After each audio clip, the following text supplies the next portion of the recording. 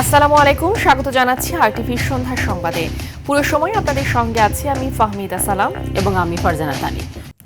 গুলশানের হলি আর্টিসান বেকারিতে সন্ত্রাসী হামলার 10 বছর আজ। দেশের ইতিহাসের ভয়াবহ এই সন্ত্রাসী হামলায় 17 বিদেশি নাগরিক সহ নিহত হন, 22 জন আহত অনেকেই। নৃশংস এ হত্যাযজ্ঞের ঘটনায় করা মামলাটি বিচারিক প্রক্রিয়ায় দুধাপ পেরিয়ে চূড়ান্ত পর্যায়ে রয়েছে। কেবল দেশে নয়, আন্তর্জাতিক পরিমণ্ডলীয় মামলাটির গুরুত্ব বিবেচনায় দ্রুত নিষ্পত্তিতে সরকার সচেষ্ট বলে জানান অ্যাটর্নি জেনারেল। GM মাহমুদের রিপোর্ট। 2016 সালের 1 জুলাই সন্ধ্যা গুলশানের অভিজাত রেস্তোরাঁ হলি আর্টিজানে অস্ত্র নিয়ে দেশি বিদেশি অতিথিদের জিম্মি করে কয়েকজন তরুণ। জিম্মিদের উদ্ধারে রাতভর প্রচেষ্টা চালায় পুলিশ, র্যাব, সোয়াট ও বিজিবি সহ আইনশৃঙ্খলা বাহিনী। পরদিন সকালে চালানো হয় সেনাবাহিনীর বিশেষ অভিযান। এতে 13 জনকে জীবিত উদ্ধার করা হয়। মেলে 9 ইতালীয়, 7 জাপানি, 1 ভারতীয় সহ 3 বাংলাদেশির লাশ। হামলাকারীদের আক্রমণে নিহত হন 2 পুলিশ কর্মকর্তা।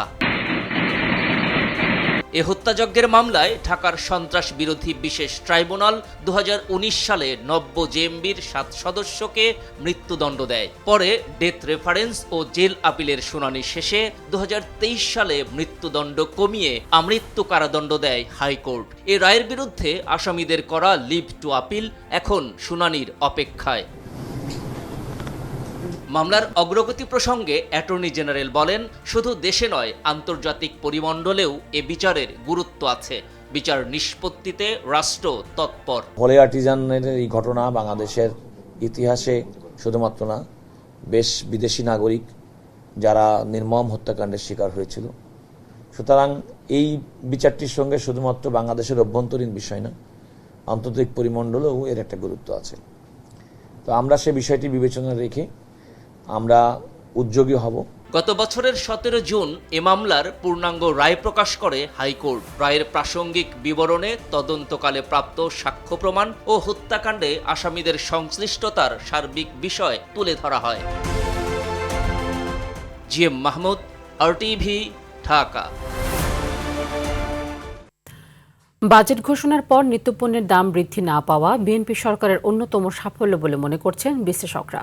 বাজেটের আকার বড় হলেও 2026-27 অর্থ বছরে মূল্যস্ফীতি নিয়ন্ত্রণ, বাজেটের সুষম বণ্টন ও রাজস্ব আদায়ের লক্ষ্যমাত্রা অর্জনে কার্যকর ভূমিকা নিতে পারলে বাজেট বাস্তবায়ন সম্ভব হবে। ঘাটতি পূরণ সহ ব্যাংক ঋণ নিয়ন্ত্রণ, অর্থ পাচার রোধ, এডিপি বাস্তবায়নে সুশাসন প্রতিষ্ঠা করা এবং সরকারের বড় চ্যালেঞ্জ বলে মনে করছেন অর্থনীতিবিদরা। বিস্তারিত জানাচ্ছেন আতিকা রহমান।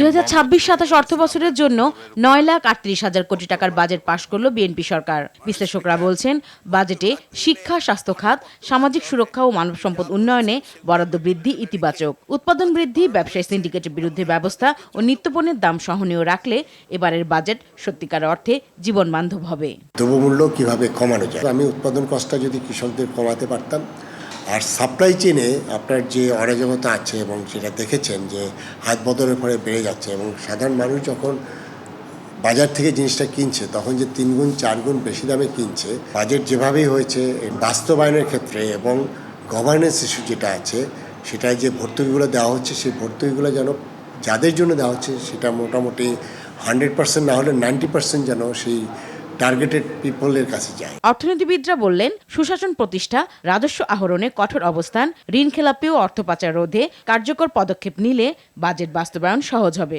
বিগত বাজেটগুলোর দিকেও যদি তাকান তখন বাজেটের পরেই কেমন যেন সাধারণ জিনিসপত্রের দাম বৃদ্ধির একটা প্রবণতা থাকে। এবারের বাজেটের পর যদি চিন্তা করেন তখন কিন্তু এই লক্ষণটা আপনি দেখতে পাচ্ছেন না। আমি মনে করি সরকারের জন্য এটা একটা শুভ সূচনা। মূল্যস্ফীতি যদি সরকার নিয়ন্ত্রণ করতে পারে, 9.42%কে যদি আমরা 7.5% আনতে পারি, সেটা অনেক রিলিফ দিবে, মুক্তি দিবে। জ্বালানি সংকটে কার্যকর ব্যবস্থা, বৈদেশিক ঋণ নির্ভরতা কমানো ও বাস্তবসম্মত মুদ্রানীতি প্রণয়ন না করলে এবং মূল্যস্ফীতি লক্ষ্যমাত্রা 7.5 অর্জন না করলে অর্থনৈতিক ঝুঁকি তৈরি হবে। সরকার ইতিমধ্যে এই বাজেটের জন্য $3.1 বিলিয়ন, যেটা ওয়ার্ল্ড ব্যাংক, IMF প্লাস হচ্ছে এডিবি, এদের কাছ থেকে অলরেডি পেয়েছে 38,000 কোটি টাকা। ভঙ্গুর অর্থনীতিকে যদি আপনি ঠিক করতে চান, রাষ্ট্র ব্যয় করতে হবে, সমষ্টিক চাহিদা বাড়াতে হবে। এই চাহিদা বৃদ্ধিটা উৎপাদন বাড়বে, তখন কস্ট ওভাররান এবং টাইম ওভাররান এই দুটোকে যদি আমি মনে করি বর্তমান সরকার শক্ত হাতে হ্যান্ডেল করতে পারে, তাহলে দুর্নীতি এডিপি থেকে অনেকটাই লাঘব হবে। প্রত্যক্ষ সম্পদ কর ও মূল্য সংযোজন কর কাঠামো সহজীকরণ এবং দুর্নীতির লাগাম টেনে ধরলে ভঙ্গুর অর্থনীতি আলোর পথ দেখবে বলে অভিমত অর্থনীতিবিদদের। আতিকা রহমান, RTV, ঢাকা। সরকার গণভোটের রায় যথাযথভাবে বাস্তবায়ন না করায় রাজনীতিতে সংকট তৈরি হয়েছে বলে মন্তব্য করেছেন বিরোধী দলীয় নেতা ও জামায়াত আমির ডাক্তার শফিকুর রহমান। যেসব অধ্যাদেশ সরকার বাতিল করেছে তা বাস্তবায়ন না হলে দেশে আরও একটি বিপ্লব হবে বলেও হুঁশিয়ারি দেন তিনি। এদিকে বাজেট বাস্তবায়ন নিয়ে চ্যালেঞ্জের কথাও জানান বিরোধী দলীয় নেতা। সাদিয়া কানিজের রিপোর্ট। বাজেট পাশের একদিন পর জাতীয় সংসদের এলডি হলে এ বিষয়ে মতবিনিময় সভার আয়োজন করে বিরোধী দল। সর্বকালের সর্ববৃহৎ বাজেট বলা যাবে না। এ সময় বিরোধী দলীয় নেতা ডাক্তার শফিকুর রহমান অভিযোগ করেন, কিছু আপত্তি মেনে নিলেও তাদের সব প্রস্তাব আমলে নেয়নি সরকার। বলেন, দুর্নীতির বিরুদ্ধে সংস্কার করা না গেলে বাজেট বাস্তবায়ন সম্ভব নয়। বড় বাজেট করা কোনো অপরাধ নয়। একটা জাতির ভিশন থাকলে বড় বাজেট লাগবে। চ্যালেঞ্জটা কয়েক জায়গায়। একটা হলো বাজেট বাস্তবায়নের সক্ষমতা, এর চাইতে বড় হলো দুর্নীতি। এই দুই জায়গায় যদি বড় সংস্কার আনা না যায়, বাজেট হবে কিন্তু বাজেটের প্রকৃত সুফল জনগণ পাবে না। জনদাবির যেসব অধ্যাদেশ সরকার বাতিল করেছে তা বাস্তবায়ন না হলে দেশে আরও একটি বিপ্লব হবে বলে মন্তব্য করেন জামায়াত আমির। বলেন, জনগণ সংবিধান সংস্কারের ম্যান্ডেট দিয়েছে, সংশোধনের নয়। আন্দোলনের কর্মসূচি ঘোষণা করে জনগণের সাথে আছি। আমরা জনগণের এই রায় বাস্তবায়ন হোক, এটা আমরা চাই। ফ্যাসিবাদী শাসন যাতে দেশে ফিরে না আসে, এই জন্যে সংবিধানের কতিপয় মৌলিক পরিবর্তন আনতে, বড় পরিবর্তন আনতে, এই সবগুলা জিনিস ল্যাপস করে দেওয়া হয়েছে। সরকারি দল যেহেতু 2/3 মেজরিটি, কোনোটা তারা আলোচনায় আনেননি, আর কোনোটা হালকাভাবে আলোচনায় এনে আউট করে দিচ্ছে। সরকারের জবাবদিহিতা নিশ্চিতে ছায়া মন্ত্রিসভা গঠন করার কথা জানান ডাক্তার শফিকুর রহমান। জনগণের ভোটের অধিকার গুম হয়ে গেছে। এখন এই সব অধিকার ফিরিয়ে আনার জন্য ঠান্ডা মাথায় এখন কাজ করার সময়। আমরা দায়িত্বহীন কোনো আচরণ করতে চাই না, আমরা দায়িত্বশীল আচরণ করতে চাই। জুলাই আন্দোলন ও এর স্মৃতি সংরক্ষণের জন্য বাজেটে সুনির্দিষ্ট পর্যাপ্ত বরাদ্দ রাখা হয়নি বলে অভিযোগ করেন বিরোধী দলীয় নেতা। জুলাই না থাকলে আমরা কোথায়? এই সংসদ কোথায়? এই সরকার কোথায়? সাদিয়া কানিজ, RTV, ঢাকা। আগামী 5 আগস্টের মধ্যে জুলাই জাদুঘর খুলে না দিলে জনগণই তা খুলে নেবে, এমন হুঁশিয়ারি দিয়েছেন জাতীয় নাগরিক পার্টির আহ্বায়ক ও বিরোধী দলীয় চিফ হুইপ নাহিদ ইসলাম। সকালে রায়ের বাজারে জুলাই গণ অভ্যুত্থানে শহীদদের গণকবর জিয়ারত শেষে এ কথা বলেন তিনি। বিস্তারিত অভি আরিফের রিপোর্টে। 2024 সালে জুলাইয়ে ছাত্র জনতার অভ্যুত্থানে তোপের মুখে পড়ে দেশ ছাড়েন তৎকালীন প্রধানমন্ত্রী শেখ হাসিনা। যাদের রক্তের বিনিময়ে পতন ঘটে স্বৈর শাসকের, সেই অভ্যুত্থানের দ্বিতীয় বর্ষপূর্তিতে রায়ের বাজার কবরস্থানে শহীদদের প্রতি শ্রদ্ধা জানান জাতীয় নাগরিক পার্টির নেতৃবৃন্দ। এ সময় জুলাই অভ্যুত্থানে শহীদ ও অংশগ্রহণকারী সকল বীরদের প্রতি গভীর শ্রদ্ধা নিবেদন করে নাহিদ ইসলাম বলেন, বৈষম্যহীন বাংলাদেশ বিনির্মাণে কাজ করতে হবে ঐক্যবদ্ধভাবে। জুলাই আগস্টের সব হত্যার বিচার দ্রুত ও স্বচ্ছ প্রক্রিয়ায় সম্পন্ন করার দাবি মানুষের। জুলাই গণহত্যার বিচার সংস্কারের মাধ্যমে আমরা একটা বৈষম্যহীন গণতান্ত্রিক নতুন বাংলাদেশ করতে চাই। সেই বাংলাদেশ, আমরা আকাঙ্ক্ষিত বাংলাদেশ আমরা এখনো পাইনি। আমরা সরকারের প্রতি আহ্বান জানাচ্ছি, শুধু নাম কস্তে জুলাই গণ অভ্যুত্থান পালন করলে হবে না। জুলাই গণ অভ্যুত্থানের যে আকাঙ্ক্ষা, সংস্কার বাস্তবায়ন, গণভোটের রায় বাস্তবায়ন করে সরকারকে প্রমাণ করতে হবে সরকার জুলাই গণ অভ্যুত্থানের পক্ষে আছে। পলাতক খুনিদের ফিরিয়ে না আনা পর্যন্ত ভারতের সাথে সম্পর্ক থাকতে পারে না বলেও জানান নাহিদ ইসলাম। আমরা যারা জুলাই গণ অভ্যুত্থানে অংশ নিয়েছিলাম, যারা শহীদ পরিবার, যারা আহত যোদ্ধা রয়েছে, তারা কোনো ন্যায় বিচার পায়নি। ফলে আমরা আশা করব যে সরকার এবং ট্রাইব্যুনাল দ্রুত সময়ের মধ্যেই বিচার নিষ্পন্ন করবে। শেখ হাসিনাকেও দেশে ফিরিয়ে এনে দৃষ্টান্তমূলক শাস্তির দাবি জানান এনসিপির এই মুখপাত্র। আমরা আশা করব যে শেখ হাসিনাকে সহ জুলাই গণহত্যাকারী এবং ওসমান হাদির হত্যাকারী যারা ভারতে পালিয়ে রয়েছে, তাদেরকে দেশে এনে বিচারে কাঠগড়ায় দাঁড় করানো হবে এবং শেখ হাসিনার ফাঁসির রায় সেটি কার্যকর করা হবে। অভি আরিফ, RTV, ঢাকা। নতুন 3টি উপজেলা ও একটি থানার অনুমোদন দিয়েছে প্রশাসনিক পুনর্বিন্যাস সংক্রান্ত জাতীয় বাস্তবায়ন কমিটি নিকার। অনুমোদন পাওয়া উপজেলাগুলো হলো চট্টগ্রামের ফটিকছড়ি উত্তর, কুমিল্লার বাঙ্গারা ও ময়মনসিংহের দক্ষিণ গফরগাঁও। নতুন থানা হিসেবে অনুমোদন দেওয়া হয়েছে চট্টগ্রামের হালদাকে। সচিবালয়ে মন্ত্রিপরিষদ বিভাগের জনপ্রশাসন সভা কক্ষে প্রধানমন্ত্রী তারেক রহমানের সভাপতিত্বে নিকার 121তম বৈঠকে এই অনুমোদন দেওয়া হয়। সভায় রাজধানী উন্নয়ন কর্তৃপক্ষের আওতাধীন পূর্বাঞ্চল নতুন শহর প্রকল্প এলাকার নারায়ণগঞ্জ ও গাজীপুর জেলা প্রকল্পের অংশগুলো ঢাকার অন্তর্ভুক্ত করার সিদ্ধান্ত হয়েছে।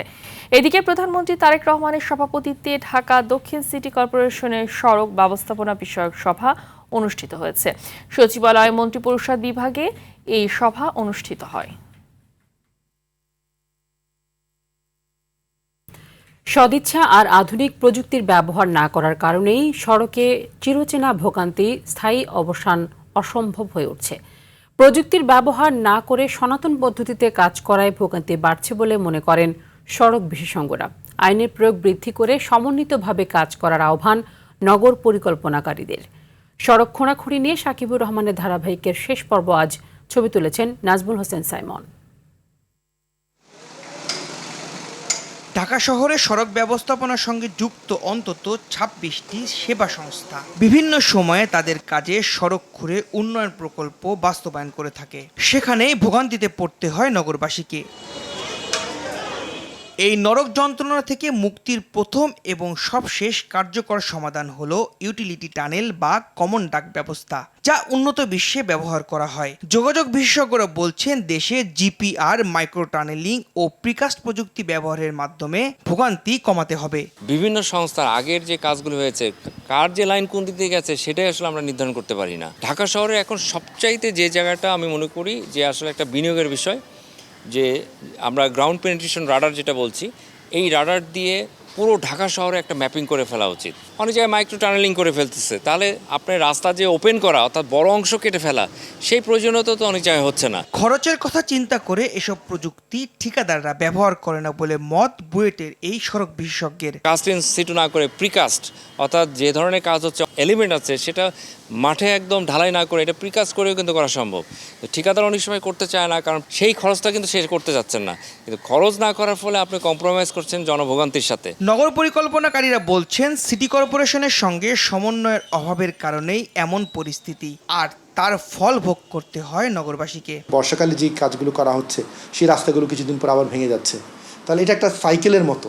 আপনি সাইকেলটা শুরুই করছেন অন্যায় এবং দুর্নীতি দিয়ে, এবং সেটা যতদিন আছে কাজের মান খারাপ সহ আমাদের ভোগান্তি সহ সব কিছুর মধ্যেই কিন্তু একটা বড় প্রশ্ন। দিনের পর দিন এভাবে রাস্তা খুঁড়ে কাজ করায় জমা পানি থেকে বাড়তে পারে ডেঙ্গু। এজন্য সিটি কর্পোরেশনকেই দায় নিতে হবে বলে করেন নগরবিদরা। বর্ষা মৌসুমে যখন কাজ করবেন তখন তো অনেক জায়গাতেই কিন্তু জমা পানি তৈরি হয়, এবং জমা পানি তো ডেঙ্গুর প্রধানতম উৎপত্তি স্থল। তাহলে আমরা কেন, বছরে তো আরও 8-9 মাস আছে, তাহলে কেন আমরা বেছে বেছে বর্ষা মৌসুমে কাজটা আমরা করব? সাময়িক জোড়াতালির উন্নয়ন বাদ দিয়ে দীর্ঘমেয়াদী ও টেকসই পরিকল্পনায় পারে নগরবাসীকে আজীবন ভোগান্তি থেকে মুক্তি দিতে। সাকিবুর রহমান, RTV, ঢাকা। বিগত সময়ে স্বাস্থ্য খাতে অবহেলার কারণে আইসিইউ সেবার অবস্থা ভয়াবহ সংকটময় বলে মন্তব্য করেছেন জিয়াউর রহমান ফাউন্ডেশনের vice president doctor Zubaida Rahman. তিনি বলেন, সুষ্ঠু পরিকল্পনার মাধ্যমে এই পরিস্থিতির পরিবর্তন সম্ভব। আইসিইউ সেবার অভাবে যেন মৃত্যুহার না বাড়ে সেজন্য সরকার কাজ করছে বলেও জানান তিনি। রাজধানীর শাহবাগে একটি হোটেলে Bangladesh society of critical care medicine আয়োজিত জাতীয় কনফারেন্সে তিনি এসব কথা বলেন। এ সময় স্বাস্থ্যমন্ত্রী সরদার সাখাওয়াত হোসেন বলেন, চিকিৎসকদের আরও বেশি দায়িত্বশীল হতে হবে। চীনের সহায়তায় সারা দেশে 1000 বেডের 20টি হাসপাতাল নির্মাণ করা হবে বলেও জানান স্বাস্থ্যমন্ত্রী।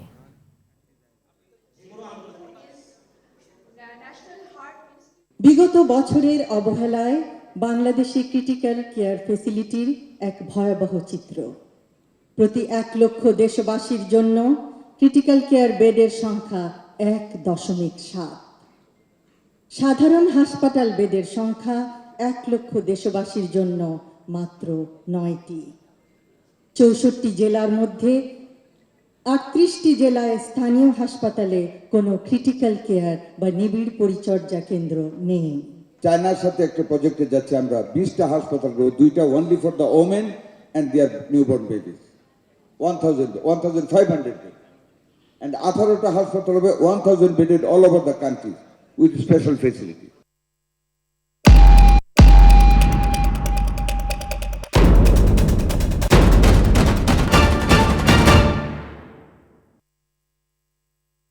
বিআরবি কেবল বিশ্বকাপের খবর।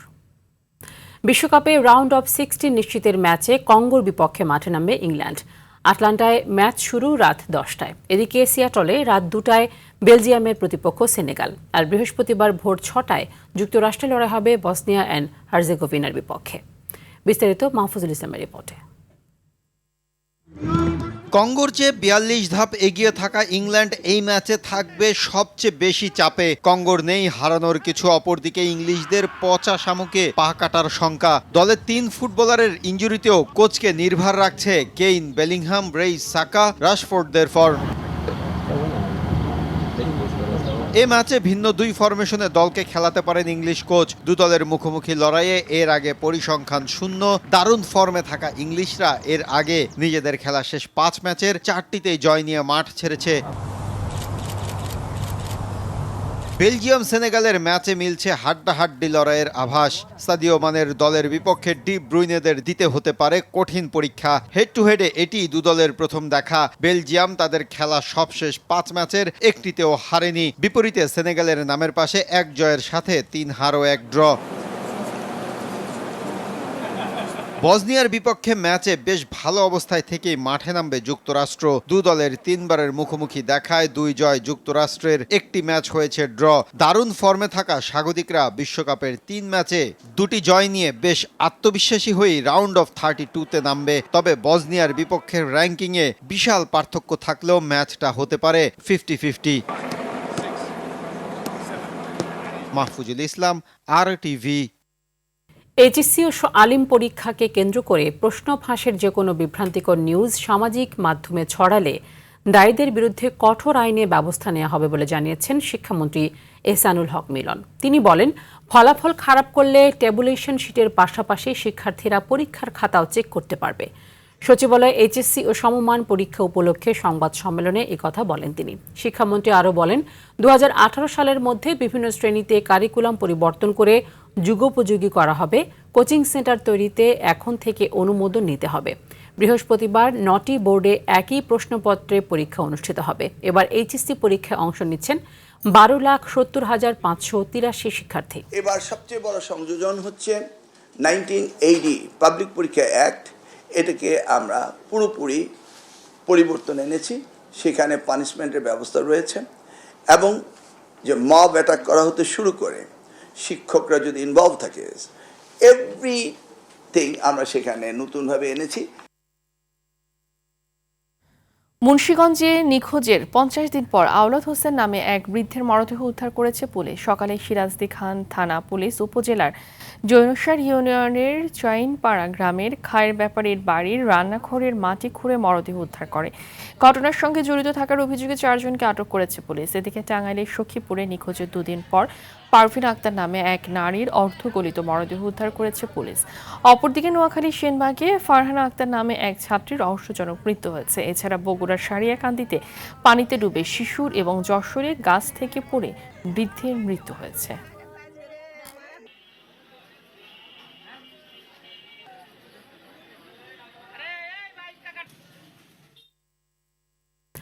জুন মাস জুড়ে পরিচালিত বিশেষ অভিযানে বিভিন্ন অপরাধে জড়িত 2314 জনকে গ্রেফতার করেছে ঢাকা মহানগর পুলিশ।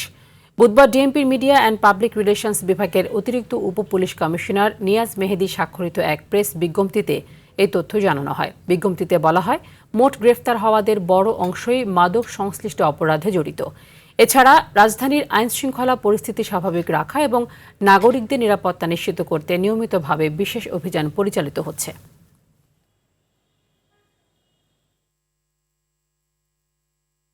বর্তমান যুগে হাজার মাইলের সীমান্ত পাহাড়ের চেয়েও সাইবার নিরাপত্তা গুরুত্বপূর্ণ বলে মন্তব্য করেছেন তথ্য সম্প্রচার মন্ত্রী জহিরুদ্দিন স্বপন।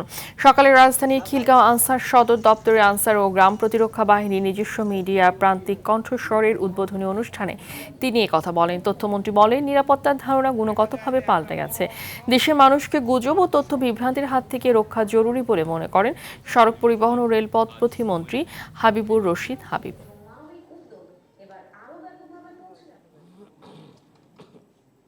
প্রান্তিক কণ্ঠস্বর সত্য, নির্ভুল ও যাচাইকৃত তথ্য প্রচারে একটি নির্ভরযোগ্য মাধ্যম হবে।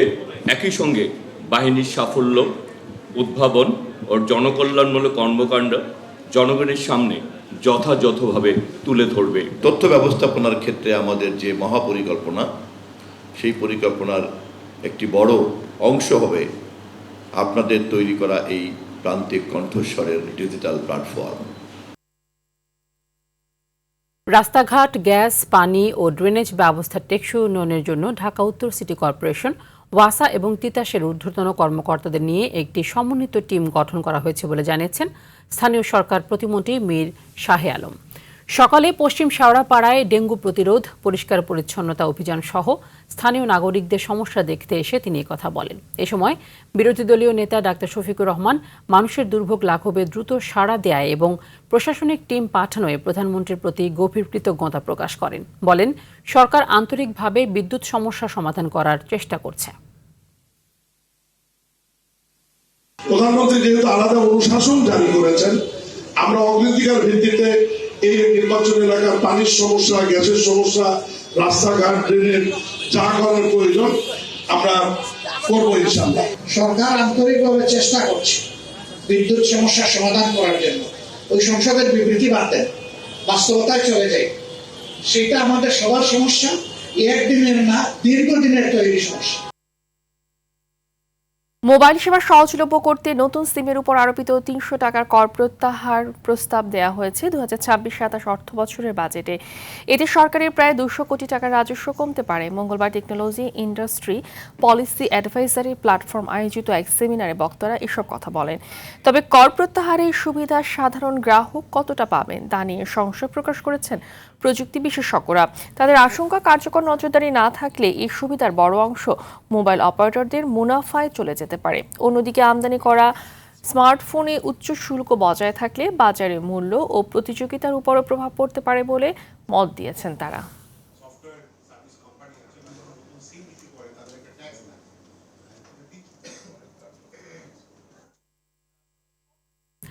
দেশে পার্কিনসন রোগ এখনও ব্যাপকভাবে অবহেলিত বলে মন্তব্য করেছেন বাংলাদেশ মেডিকেল বিশ্ববিদ্যালয়ের উপাচার্য অধ্যাপক ডাক্তার AFM সিদ্দিকী। সকালে রাজধানী ঢাকা ক্লাবে পার্কিনসন রোগের ব্যবস্থাপনায় চ্যালেঞ্জ ও সাম্প্রতিক অগ্রগতি শীর্ষক এক সেমিনারে দেশের পার্কিনসন চিকিৎসার বর্তমান পরিস্থিতি, সংকট এবং সম্ভাবনা নিয়ে আলোচনায় এসব কথা জানান তিনি। বলেন, পার্কিনসন রোগীদের জন্য দেশের প্রতিটি হাসপাতালে প্রয়োজনীয় চিকিৎসা সেবা নিশ্চিত করতে হবে।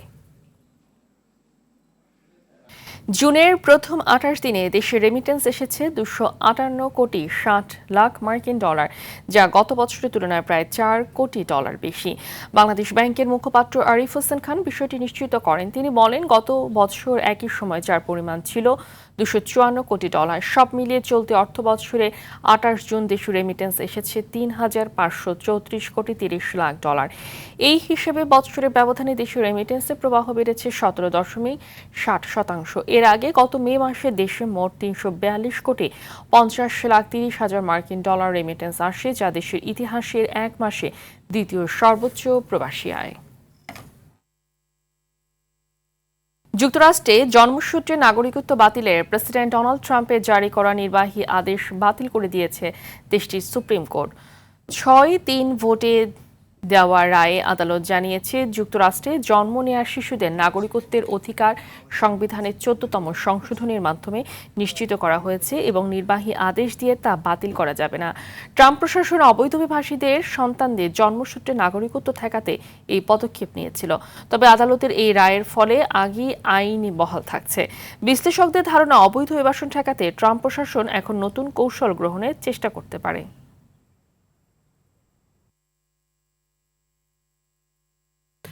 ভেনেজুয়েলায় ভয়াবহ ভূমিকম্পের 6 দিন পর ধ্বংসস্তূপের নিচ থেকে এক শিশুকে জীবিত উদ্ধার করা হয়েছে। 3 বছর বয়সী শিশুটির নাম ক্লেইবার মোরান। উদ্ধারকারী দল জানিয়েছে তার শারীরিক অবস্থা স্থিতিশীল এবং বর্তমানে কারাকাসের একটি হাসপাতালে চিকিৎসাধীন রয়েছে। ভেনেজুয়েলায় উদ্ধার অভিযানে অংশ নেওয়া জর্ডানের সিভিল ডিফেন্সের একটি দল শিশুটিকে উদ্ধার করে। দেশটির অন্তর্বর্তীকালীন প্রেসিডেন্ট ডেলসি রদ্রিগেজ এই ঘটনাকে জাতির জন্য আশার আলো বলে উল্লেখ করেছেন। গত শুক্রবার দেশটিতে আঘাত হানা শক্তিশালী জোড়া ভূমিকম্পে মৃতের সংখ্যা বেড়ে দাঁড়িয়েছে 1943 জনে। আহত হয়েছেন 10,000-এরও বেশি মানুষ। এছাড়া এখনও কয়েক হাজার মানুষ নিখোঁজ রয়েছেন বলে আশঙ্কা করা হচ্ছে।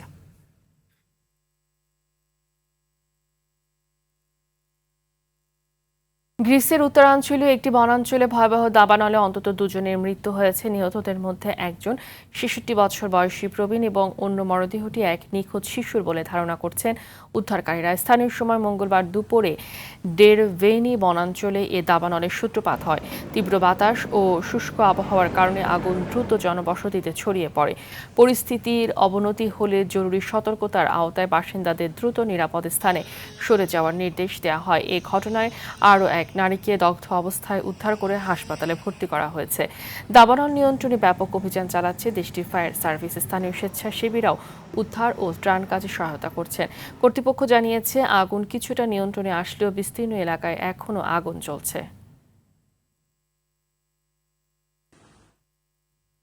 ইরান ইস্যুতে মার্কিন প্রতিনিধি দলের সঙ্গে বৈঠক করেছেন কাতারের প্রধানমন্ত্রী। আঞ্চলিক ভূ রাজনীতি ও মধ্যপ্রাচ্যে চলমান সংকট নিয়ে দোহার এই বৈঠককে কেন্দ্র করে আন্তর্জাতিক অঙ্গনে শুরু হয়েছে নতুন সমীকরণ। তবে তেহরান সাফ জানিয়ে দিয়েছে তেল নিষেধাজ্ঞার প্রত্যাহার এবং লেবাননের সংঘাত বন্ধ না হলে চূড়ান্ত কোনো আলোচনা হবে না। ইমতিয়াজ আহমেদের রিপোর্টে বিস্তারিত। মধ্যপ্রাচ্যে উত্তেজনা প্রশমনে আবারও মধ্যস্থতাকারীর ভূমিকায় কাতার।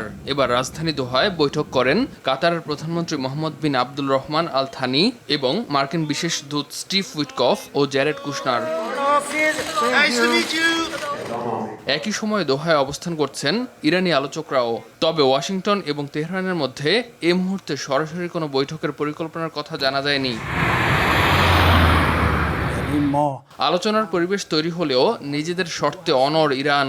দেশের পার্লামেন্ট স্পিকার মোহাম্মদ বাঘের গালিবাফ হুঁশিয়ারি দিয়ে বলেন, লেবাননের সংঘাত পুরোপুরি বন্ধ এবং ওয়াশিংটন কর্তৃক ইরানের তেল নিষেধাজ্ঞা প্রত্যাহার ও জব্দ করা তহবিল মুক্ত না হওয়া পর্যন্ত চূড়ান্ত কোনো চুক্তি নিয়ে আলোচনা শুরু করবে না তেহরান।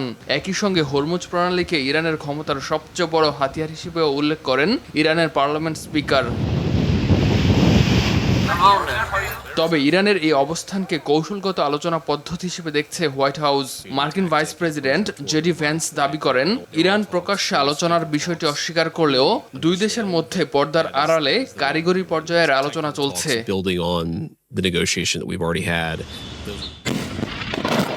এদিকে দক্ষিণ লেবাননে হিজবুল্লাহর আরও এক যোদ্ধাকে হত্যার দাবি করেছে ইসরায়েল। ইসরায়েলি গণমাধ্যমের দাবি, লেবাননের নির্দিষ্ট জোন থেকে সেনা প্রত্যাহারের যে পরিকল্পনা ছিল তা আপাতত স্থগিত করেছে Tel Aviv. Imtiaz Ahmed, RTV। মরুর বুকে প্রথমবারের মতো যাত্রীবাহী রেল সেবা চালু করেছে সংযুক্ত আরব আমিরাত। মঙ্গলবার ভোরে ইতিহাদ রেল পরিচালিত ডেজার্ট এক্সপ্রেস নামের এই ট্রেনটি ফুজাইরাহ থেকে আবুধাবি পর্যন্ত প্রথম যাত্রা সম্পন্ন করে। 250 কিলোমিটারের এই পথ পাড়ি দিতে ট্রেনটির সময় লেগেছে মাত্র 1 ঘন্টা 45 মিনিট। আধুনিক সুযোগ সুবিধার এই ট্রেনে যাতায়াতের সর্বনিম্ন ভাড়া রাখা হচ্ছে 55 দিরহাম।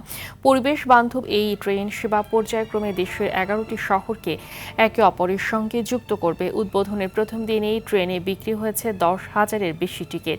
যাত্রীদের সুবিধার্থে ট্রেন স্টেশনের সাথে বাস ও ট্যাক্সির ব্যবস্থা রাখা হয়েছে। আজ থেকে দেশব্যাপী শুরু হলো নতুন কুড়ি স্পোর্টসের দ্বিতীয় আসরের অনলাইন রেজিস্ট্রেশন। প্রথম আসরে কেবল উপজেলা দলগুলো জেলা পর্যায়ে অংশ নেওয়ার সুযোগ পেলেও এবার দেশের প্রতিটি ইউনিয়ন এবং সিটি কর্পোরেশনের প্রতিটি ওয়ার্ড দল সরাসরি উপজেলা পর্যায়ের প্রতিযোগিতায় প্রতিদ্বন্দ্বিতা করার সুযোগ পাবে। এছাড়া তরুণদের চাহিদার কথা বিবেচনা করে প্রথম আসরে ফুটবল, ক্রিকেট, কাবাডি, অ্যাথলেটিক্স, সাঁতার, দাবা, ব্যাডমিন্টন ও মার্শাল আর্টের সাথে এবার নতুন করে যুক্ত করা হয়েছে টেবিল টেনিস ও ভলিবল। ফলে মোট 10টি ইভেন্টে দেশের বিপুল সংখ্যক তরুণ ক্রীড়াবিদ পাবে তাদের মেধা বিকাশের প্ল্যাটফর্ম।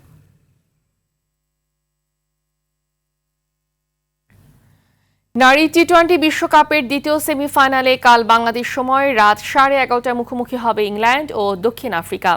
ইংল্যান্ড পুরো টুর্নামেন্টে অপরাজিত থেকে শেষ 4-এ উঠেছে। শক্তিশালী ব্যাটিং লাইন আপ, কার্যকর পেস আক্রমণ এবং নিজেদের কন্ডিশনে খেলার সুবিধা তাদের এগিয়ে রাখছে। অন্যদিকে দক্ষিণ আফ্রিকা ভারসাম্যপূর্ণ দল হিসেবে এবারও শিরোপা লড়াইয়ে জায়গা করে নিয়েছে।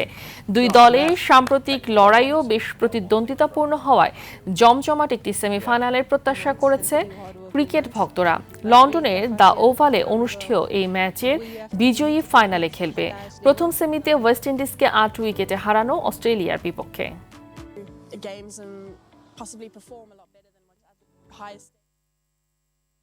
বাংলাদেশ ক্রিকেট বোর্ড বিসিবির পরিচালক ও ফিনান্স কমিটির চেয়ারম্যান নির্বাচিত হওয়ায় ইসরাফিল খসরুকে সংবর্ধনা দিয়েছে বাংলাদেশ ইস্পাত ও প্রকৌশল কর্পোরেশন কেন্দ্রীয় কর্মচারী ঐক্য পরিষদ সিবিএ। বুধবার বিকেলে রাজধানীর কারওয়ান বাজারে বিএসইসি ভবনের বোর্ডরুমে আয়োজিত অনুষ্ঠানে প্রধান অতিথি ছিলেন ইসরাফিল খসরু। এতে জাতীয়তাবাদী শ্রমিক দল, ঢাকা মহানগর উত্তরের নেতা সহ বিভিন্ন পর্যায়ের শ্রমিক ও রাজনৈতিক নেতারা উপস্থিত ছিলেন। অনুষ্ঠানে বক্তারা ইসরাফিল খসরুর নতুন দায়িত্ব পালনে সাফল্য কামনা করেন এবং দেশের ক্রিকেট উন্নয়নে তার ভূমিকার প্রত্যাশা ব্যক্ত করেন।